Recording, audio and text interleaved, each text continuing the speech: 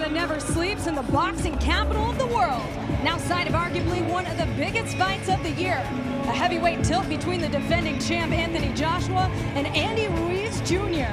This contest, 10 rounds of boxing scheduled for the unification of the WBA, WBC, IBF, and WBO championships of the world. She's been beating everyone they put in front of her. I mean, her last fight with Rose Volante was just exciting. Volante wasn't going anywhere, but she was able to stop her. That's been the only slight knock on Katie Taylor, the fact that she hasn't been stopping opponents, but she did that against Volante. I mean, Eva Volstrom, Cindy Serrano. I mean, the last weekend we saw McCaskill and Sanchez. They went at it, and possibly the Women's Fight of the Year. She beat both of them fighters. This is a superstar in front of us. She is a superstar, and she is competing for the undisputed champion there in the lightweight division in women's boxing. What does this mean not only to women's boxing, but really just boxing in general? No, boxing in general. The women are showing the men how to do it. I mean, they're not scared to unify, to become undisputed. Katie Taylor will be the only the third woman to become undisputed champion of the world, alongside Cecilia Brækhus and Clarissa Shields. So that's a big deal. To be here, I mean, I'm kind of pinching myself nearly that this fight is only a few days away, fighting for the undisputed championship of the world. And I know the challenge in front of me, I know how big of a challenge it is, and that's why I've trained so hard over these last few years, and I've kind of locked myself away over these last few months in training camp, and I put myself through the trenches every single day for this fight, so I feel ready, I'm prepared. Yeah. He is the WBC Diamond Champion. He is the Muhammad Ali Trophy winner. He is the Ring Magazine Super Middleweight Champion of the World and the WBA Super Middleweight World Super Champion of the World. Fighting out of Liverpool, he's one of the 4 famous Fighting Smith brothers. Fighting out of Liverpool, ladies and gentlemen, please welcome Callum Mundo Smith. We talk about his length, we talk about his reach, obviously his height, that's 6'3". How does this give him an added advantage? Yeah, of course. I mean, size is always an advantage, but if you're fighting fighters like Ndam, who's an Olympian, who's faced tall fighters, short fighters, aggressive, it's not really going to be much of an advantage. Now, if he was fighting a fighter that wasn't as experienced as Ndam, Olympian, stuff like that, absolutely, he could fight behind the jab, but Smith is an excellent body puncher. He can fight on the inside. He can fight on the outside, like he proved against George Groves. I mean, he is really the real deal and all around a complete fighter. You know, a lot of people are overlooking Salman Dan. He's a former world champ. He's been in there with the likes of Kid Chocolate. He's won big fight, coming off a big victory. So, I mean, and he's a southpaw. Like, how hard was it getting prepared for him? Yeah, exactly. You know, he's a good opponent. He's an experienced opponent. He's a former world champion, and only the very best have beat him. I believe I'm one of the very best, so I should be good enough to beat him. But it's no easy fight. He's a very good, tough customer, and I'm expecting a tough night. But I'm fully prepared. I'm prepared for the best possible version, Hassan Ndam, and I just believe the best version of me turns up, I beat any version of him. The challenger in the ring for the main event for Saturday night. Please welcome, he's fighting 12 rounds for the WBA, IBF, and WBO and IBO championships of the world. Please welcome from Imperial, California, the former WBO Intercontinental and NABF heavyweight champion, Andy the Destroyer Ruiz.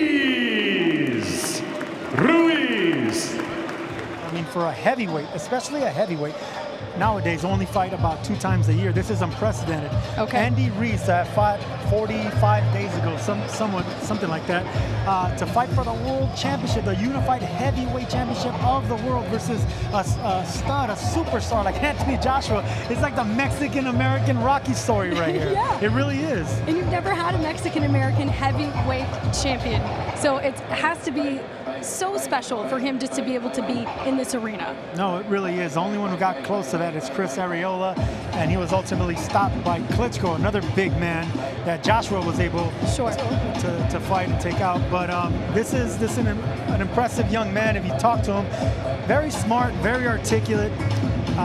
He had an amateur pedigree, so that's another thing. He had over 100 amateur fights, which is more than AJ himself. So he has an amateur pedigree. He's only once beaten against Joseph Parker, a man that Joshua couldn't take out. So, I mean, this is the real deal. I mean, this is a guy that if anyone has to replace a last-minute replacement, he's as good as it gets with Andy Ruiz. A lot of fighters that are underdog always love the fact that they're underdogs. I'm okay with that. I'm okay with that. But a part of you has to be a little annoyed with the fact that nobody's giving you a shot. Yeah, you know what? Everybody's been doubting me since I was training, you know what? But look at where I came. I came so far, coming from a small town, a small city. And you know what? I'm doing great things now, you know, fighting for the world champion of the world. And, you know, I'm here to make history and become the first Mexican heavyweight champion. Listen, you got a country behind you. You got underdog status. Like, it must be a lot of pressure on you. Yeah, there's a lot of pressure on me, but I think Anthony Joshua has more to lose, you know? He's fighting a dangerous fighter like me. I think I'm a better opponent than everyone else that they had picked, but you know what? It's going to be a hard fight, but I'm here to win it all. Saturday night, June 1st, Madison Square Garden, brought to you by Eddie Hearn of Matchroom Boxing USA, TGB Promotions, in association with AJ Boxing. Please welcome the Olympic gold medalist, the 22-0 fighter, 21 knockouts, the officer of the Order of the British Empire, and the reigning, defending WBA, IBF, WBO, and IBO champion of the world, AJ Anthony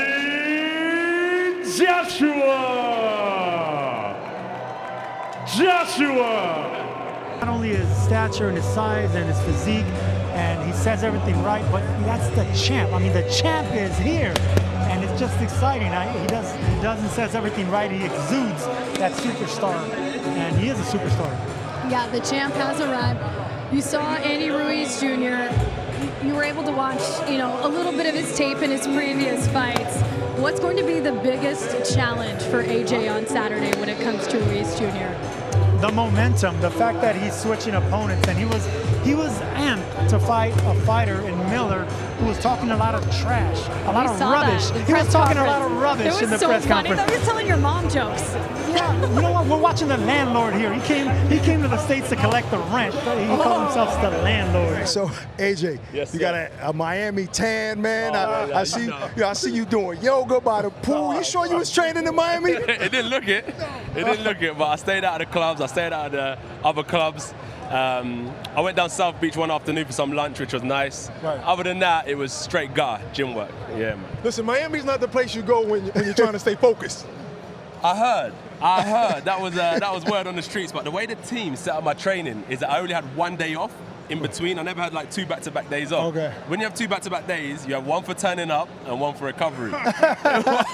So all my recovery was just based around one day, so I had no time to kind of mess around or put a foot wrong. You know, we were talking about like when after the Miller fight got canceled, people were a little down, but people have forgotten about that. They've moved on. Yeah. This is a real fight in front of you. This is a guy that some people say might even be harder than Miller. How do you feel about that? I couldn't say because I've never boxed Miller. Right. Them two have boxed, right? Miller and they were going to box Miller and Ruiz. Right. But Miller was a steady contest because of his punch rate and his physical size. You can't deny that in the ring.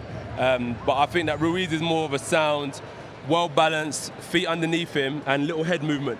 You throw the right hand, he just duck it, come under it, and then hook you twice. So he's got that type of confidence in his ability that he can kind of counter punch, and he's not afraid to a shot to come an inch within his face and slip it and then counter punch. He's not a scared fighter at all. Listen, we know what you're used to in the UK, but how do you like this welcome in here in the US? I should be out there with the people. That's what I'm saying. This is what I'm here to do. Like, it's kind of like to meet people, and it's all for the love of boxing. Right. It's not about me. It's about the next show, the Triple G show. Right. Whatever's happening on DAZN right now, it's just about kind of connecting with the people, so they go back and say, "Oh, you heard about that DAZN, boxing, da da da da da." And then the sport rises, so it's all good. No, it's about you right now. It's bigger than me. This is bigger than me. No doubt. But listen, it's been, I mean, over 100 years heavyweight champs been fighting. I think outside of Sonny Liston and Jack Johnson, every other notable heavyweight has fought in that building. Yeah. You're about to make your statement and stamp your name in the game. Are you, no distractions right now? Like that pressure of being in the Garden, being in New York, in the US for the first time? You know what? There is a lot. When you mention it, you kind of absorb it in. Yeah. But that's why I just try and come with it like I'm rolling with the punches. I'm not kind of getting lost or caught up in the hype of everything. The main time you enjoy it is after the fight. God willing, I win. You know what I mean? That's when I kind of look and I say, wow, I really done it in Madison Square Garden. But I don't want to just take part. I want to own the night, and that's the win. That's why I need the win.